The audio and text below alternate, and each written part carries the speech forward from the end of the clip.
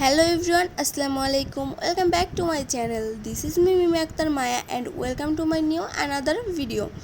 তো আজকে নিয়ে চলে আসলাম থাইল্যান্ড ব্লগের পার্ট 2। এর আগে পার্ট 1 আপলোড দিয়েছি। তো আমি থাইল্যান্ডে গিয়েছিলাম 2019 সালে। তখন আমি অনেকটা ছোট ছিলাম, তা এখন আমি ভিডিও করিনি। তো এগুলো ভিডিও আমার আম্মু করে নিয়ে এসেছিল, তাই এখন আমি সেগুলো আপলোড দিচ্ছি। তো থাইল্যান্ডে আমাদের ডে 2 ছিল আর আমরা গিয়েছিলাম সাফারি ওয়ার্ল্ড অ্যান্ড মেরিন পার্কে। তো সাফারি ওয়ার্ল্ড মেরিন পার্কে ঢুকতে আমাদেরকে ফার্স্টে নিয়ে গেল ডিসকভারি ওয়ার্ল্ডে। এখানে বাসে করে পুরো ডিসকভারিটা ঘুরে দেখানো হবে। তো আমরা ফার্স্টে জ্যাব্রা দেখলাম। এখানে আসলে একটা করে অ্যানিমেল পার্ক বা একটা করে এরিয়া শুরু হবে। ফার্স্টে এখানে ছিল জ্যাব্রার এরিয়া। তো এখানে অনেকগুলো জ্যাব্রা ছিল, আমরা সেগুলো দেখছিলাম। আর আমরা দোতলা বাসের ফার্স্ট সিটে বসেছিলাম, এই জন্য সব ভিডিও ক্লিয়ারলি আম্মু করতে পেরেছিল। তো এই রাস্তা দিয়ে পুরো এরিয়াটা আমরা ঘুরবো। তো এখানে অনেক সুন্দর সিনারিগুলো ছিল, আমরা সেগুলো বাসে করে দেখতেছিলাম এবং এনজয় করতেছিলাম।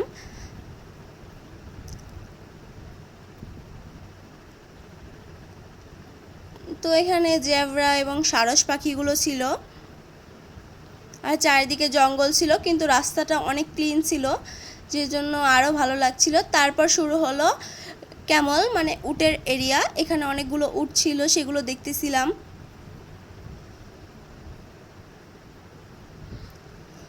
তো আমি ওইবারই ফার্স্ট সব অ্যানিমেলগুলোকে সামনাসামনি দেখেছি। আর এখানে ছিল উট পাখি।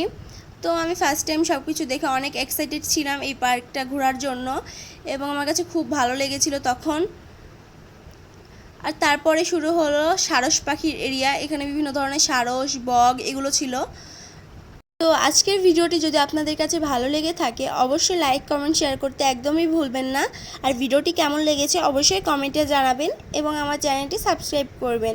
আর যারা সাবস্ক্রাইব অলরেডি করেছেন তাদেরকে অসংখ্য ধন্যবাদ। তারপর আবার কিছু জেব্রা এবং উটকে একসাথে ছায়ায় বসে থাকতে দেখলাম।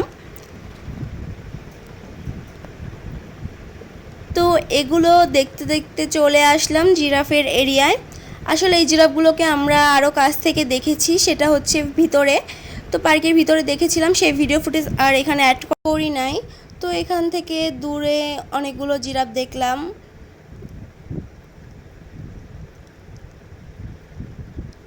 তো তারপর দেখতে দেখতে আবার কিছু জ্যাব্রা আমাদের সামনে পড়লো। আসলে এই এরিয়াতে বেশিরভাগ জ্যাব্রা ছিল, যেগুলোকে অনেক কাছ থেকে দেখতে পেয়েছি। তারপর এখানে বেশ কয়েকটি গন্ডার ছিল।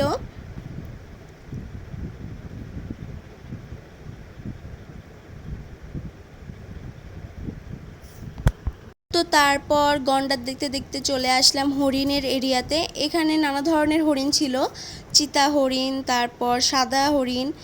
তো আমাদের গাইড এখানে যে যে ধরনের হরিণ রয়েছে সেগুলো বলে দিচ্ছিল। তারপর এখানে ছিল যে লম্বা বকগুলো হয় সেই বক, এগুলো সবগুলোই ছিল হরিণের বাচ্চা।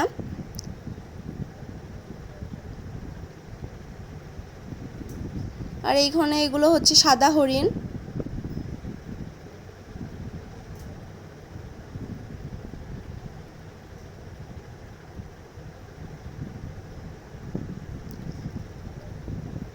তো তারপর একটা অনেক বড় বকের এরিয়া পেলাম।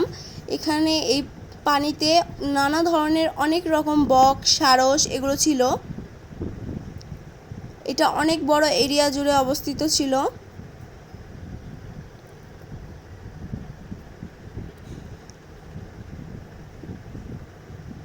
এই তো সম্পূর্ণ পুকুর, এই পানিতে ভরাই সম্পূর্ণ জায়গাটাই ছিল বকের। আর তার পাশেই ছিল নানা ধরনের নানা জাতের গরুর এরিয়া। এখানে নানা ধরনের গরু ছিল।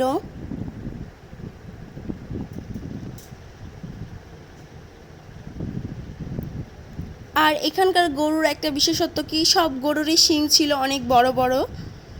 তো গরুর পাশে ছিল বেশ কয়েকটি চিতা হরিণ। আর এই পুরো এরিয়াটাই যেহেতু বগের, তাই এখানে অনেক ধরনের বক ছিল, তারা এক পায়ে দাঁড়িয়ে আছিল।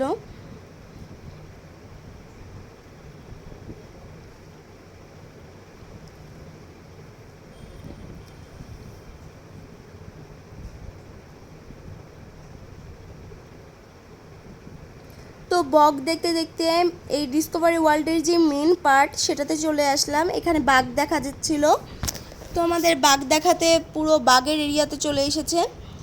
আর এখানে বেশ কয়েকটি বাঘ ঘুম পাড়ছিল।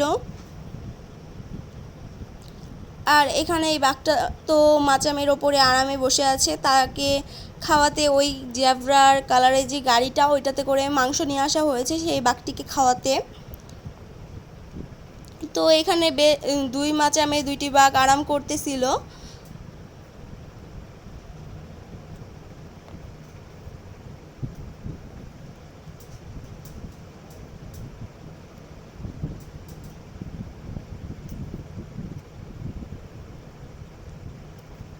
আর এখানে সব পশু পাখিকেই বেশ কয়েকবার করে দিনে খাবার দেওয়া হয়। এদের খাবার শেষ হলেই আবার খাবার দিতে চলে আসে এখানকার যারা গার্ড আছে তারা। তখন আমি ফার্স্ট টাইম বাঘ দেখছি কাছ থেকে, জীবন্ত বাঘ। আমি তখন অনেক ছোট ছিলাম, এই জিনিসটাকে অনেক এনজয় করেছি যে কাছ থেকে সব অ্যানিমেলগুলোকে দেখব। তো আমি বেশ এনজয় করেছিলাম সাফারি ওয়ার্ল্ডটা। তো বাঘ দেখা শেষ করে চলে আসলাম ভাল্লুকের এরিয়াতে। এখানে বেশ কয়েকটি ব্ল্যাক কালার ভাল্লুক ছিল। এখানে তাদের জন্য পাথর দিয়ে গুহা টাইপের কিছু করা হয়েছিল, তার ভিতরে তারা থাকতো। এবং ভাল্লুকের গায়ে অনেকগুলো কাক বসেছিল। আর দুই তিনটা ভাল্লুক হচ্ছে ছায়ায় বসেছিল, আর এখানে ছিল দুইটা ভাল্লুক, বেশ কাছে থেকে দেখেছি।